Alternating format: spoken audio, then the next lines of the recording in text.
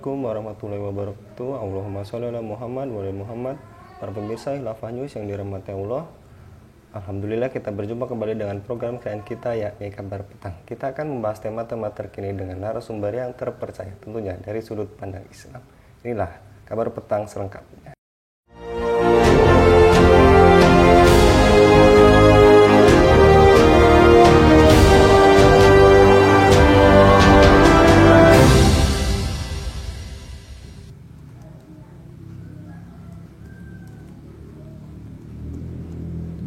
Badan Nasional Penanggulangan Teroris atau BNPT mengusulkan agar pemerintah mengontrol semua tempat ibadah di Indonesia agar tidak menjadi sarang radikalisme. Usulan itu menuai kritik. Usulan itu disampaikan Kepala BNPT Riko Amelza Dhanil dalam rapat dengan Komisi 3 DPR Senin 4 September 2023. Dia menanggapi pernyataan anggota DPR Komisi 3 fraksi PDIP Safarudin. Safarudin awalnya mengulas soal karyawan BUMN yakni PT KAI yang terpapar paham radikalisme. Safarudin kemudian membeberkan hasil pengamatannya terkait masjid di BUMN kawasan Kalimantan Timur yang setiap hari mengkritik pemerintah. BNPT pun menanggapi. Riko menyebut perlunya kontrol tempat ibadah di mana kerap dijadikan tempat penyebaran paham radikal. Apa bahaya memata-matai masjid? Bagaimana hukum ceramah mengkoreksi kebijakan pemerintah di masjid? Pengawasan masjid dengan dalih pencegahan radikalisme adalah bentuk Islamofobia? Untuk membahasnya kami terhubung dengan Kiai Heru Laode Eliasa dari Forum Komunikasi Ulama Aswaja. Kita sapa terlebih dahulu. Assalamualaikum warahmatullahi wabarakatuh, Pak Kiai. Waalaikumsalam warahmatullahi wabarakatuh. Gimana kabarnya Pak Kiai? Alhamdulillah baik-baik Mas Anggi. Alhamdulillah. Baik Pak Kiai, terkait usulan BNPT untuk mengontrol rumah ibadah adalah tindakan yang dinilai offset. Langkah ini selain berpotensi melanggar konstitusi jaminan kebebasan beragama juga sangat rawan mengundang keresahan umat. Menurut Pak Kiai bagaimana Pak Kiai? Baik, Assalamualaikum warahmatullahi wabarakatuh. Sebelum menjawab pertanyaan yang tadi, Al-Fakir ingin sampaikan bahwa terkait dengan BNPT ini sebagai satu lembaga resmi dari pemerintah, ya, pada tahun 2024 itu badan ini mengajukan kenaikan anggaran. Jadi dalam rapat bersama antara Komisi 3 DPR RI, kemudian BNPT RI, Kemenkumham, itu sepakat untuk penambahan anggaran di tahun 2024. Jadi total anggaran yang diajukan adalah 511,7 miliar. Pada tahun sebelumnya itu 465,2 miliar. Artinya ada kenaikan 46,5 miliar. Nah ini sebagai satu lembaga yang eh, harus mengaudit seluruh anggaran serta pengeluarannya, maka tentu besaran dari anggaran ini harus ada kegiatan, harus ada yang dilaporkan, dan harus ada yang direncanakan untuk aktivitas ke depan. Kalau kemudian tadi yang dijadikan sebagai salah satu yang dicanangkan adalah mengkontrol rumah ibadah, ini tentu bagian daripada proyek yang mana untuk bisa menghabiskan anggaran yang diajukan, yaitu anggaran yang uh, ini kenaikan itu. Kemudian kita juga melihat bahwa anggaran ini, pengajuan kenaikan anggaran ini disepakati oleh Nasdem, disepakati oleh PKS, dan disepakati oleh Golkar. Artinya kalau kemudian kita melihat ke depan bahwasanya BNPT ini akan mengontrol rumah ibadah karena tadi dikatakan bahwa di berbagai rumah ibadah itu terjadi banyak eh, kritik-kritik kepada pemerintah, maka sesungguhnya dalam rangka itulah BNPT itu ingin memberikan pengawasan, mengurangi aktivitas kaum muslimin di dalam menjalankan ibadahnya di rumah-rumah ibadah. Dalam hal ini adalah masjid. Tentu ini sudah di luar daripada eh, visi dan misi BNPT itu sendiri. Kalau kita melihat apa sebenarnya yang disebut sebagai teror, definisi tentang teror, itu adalah suatu kondisi ketakutan yang nyata, yang kemudian perasaan yang luar biasa akan adanya bahaya yang mungkin terjadi. Dan sesungguhnya tidak seperti itu yang ada di masjid-masjid, ya, di khutbah-khutbah para ulama, para kiai, para ustadz, itu tidak ada yang kemudian memunculkan upaya untuk menimbulkan rasa takut. Justru dengan adanya rencana itu malah akan membuat keresahan yang meluas di diri kaum muslimin karena mereka terus diawasi dan mereka terus dicurigai untuk melakukan aktivitas-aktivitas yang sesungguhnya tidak pernah dilakukan oleh kaum muslimin. Baik, pakai. Kemudian apakah mengawasi masjid dan aktivitas dakwah kaum muslim di dalamnya adalah bentuk tajasus? Bagaimana hukumnya dalam Islam, pakai?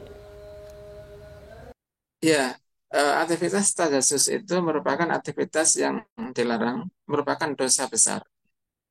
Bahkan Rasulullah SAW memberikan pesan ini ya, iyakum wadzon, fa inna dzan aktabul hadis, wala takhassasu, wala tajassasu, wala tahasatu, wala tatabaru, wala tabaghadu. Jadi kita dilarang untuk berburuk sangka. Kita dilarang untuk seudon. Bahkan ini merupakan aktivitas perkataan yang paling buruk, paling dusta. Kemudian wala takhasasu, jangan kita mencari-cari kesalahan orang lain. Dan sesungguhnya aktivitas memata-matai yang dilakukan oleh BNPT ini ya dalam rangka untuk mencari-cari kesalahan orang lain. Wala tajassasu, jangan memata-matai. Kemudian wala takhasatu, jangan engkau hasut. Wala tatabaru, dan jangan engkau bermain di belakang. Kemudian wala tabaghadu, dan jangan saling membenci. Sehingga aktivitas ini merupakan aktivitas yang dibenci oleh Rasulullah, dibenci oleh Allah Subhanahu wa taala. Aktivitas intelijen di mana aktivitas itu justru membuat keresahan dan membuat problem-problem sosial di masyarakat. Kemudian di dalam hadis Bukhari Muslim bahkan dijelaskan oleh beliau kanjeng Nabi Muhammad SAW, andai seseorang itu mengintip dirimu tanpa izin, kemudian engkau melempar dia dengan kerikil hingga engkau mencongkel matanya, maka engkau tidak berdosa. Ini menunjukkan bahwasannya aktivitas memata-matai umat Islam, apalagi memata-matai itu di rumah Allah Subhanahu wa taala, di tempat-tempat ibadah, dan hal ini adalah masjid, musola ataupun yang lain, maka ini sungguh merupakan aktivitas yang dibenci oleh Allah dan dosa besar. Baik, kemudian pakai, apakah mengkoreksi penguasa termasuk menjelek-jelekan penguasa atau hate speech? Apakah mengkoreksi penguasa boleh dilakukan di masjid, pakai? Ya, mengkoreksi penguasa itu sebenarnya tidak ada kaitannya dengan harus di mana. Jadi dimanapun aktivitas untuk mengkoreksi penguasa itu bagus ya. Bahkan Rasulullah SAW menegaskannya. Afdalul jihad kalimatu adlin inda sultanin jairin. Bahwasanya jihad yang paling afdal itu adalah jihad yang dilakukan di hadapan seorang penguasa yang lalim, seorang penguasa yang zalim. Nah, sebenarnya dalam hal penguasa ini ada 4 kondisi. Yang pertama adalah kalimat hak inda sul inda eh, sultanin jairin wa wasala. Kalimatul hak inda sultanin adil, yaitu kalimat hak yang dihadapkan kepada penguasa yang adil. Ini mudah. Yang kedua adalah kalimatun batil inda sultanin adil. Seseorang yang melakukan dakwah kepada penguasa yang adil, tetapi dakwanya batil. Jadi kalimat batil yang ditujukan kepada sultan yang adil, ini bahaya. Yang ketiga adalah kalimatul hak inda sultanin jairin. Kalimatul hak yaitu mengoreksi kepada penguasa yang eh, lalim, penguasa yang kejam, penguasa yang dolim. Maka ini adalah afdalul jihad, jihad yang paling utama. Kemudian yang keempat kalimatun batil inta sultanin jair. Kalimat yang batil yang ditujukan kepada sultan yang uh, sultan yang lalim, sultan yang zalim. Maka ini yang paling buruk di antara yang sebelumnya. Ini ada pada kitab Syarah Riyadhus Shalihin. Jadi kondisi yang dimaksud adalah kalimatul hak inda sultanin jairin. Kalimatun hak yang ditujukan kepada penguasa yang lalim, maka ini adalah afdhalul jihad. Apalagi kemudian kalimatul hak itu disampaikan di masjid. Di mana di masjid itu uh, otomatis seorang muslim laki-laki minimal itu dalam satu pekan itu hadir untuk menjalankan ibadah sholat Jumat. Kalau kemudian di sana kemudian dimanfaatkan untuk mengkoreksi penguasa, nah, muatan daripada khutbahnya adalah mengkoreksi penguasa, maka khotib itu mempunyai pahala yang berlipat ganda. Apalagi kalau penguasanya itu adalah merupakan sultan Jair. Ada kalanya yang hadir di masjid itu adalah sultan yang adil. Maka ini mudah.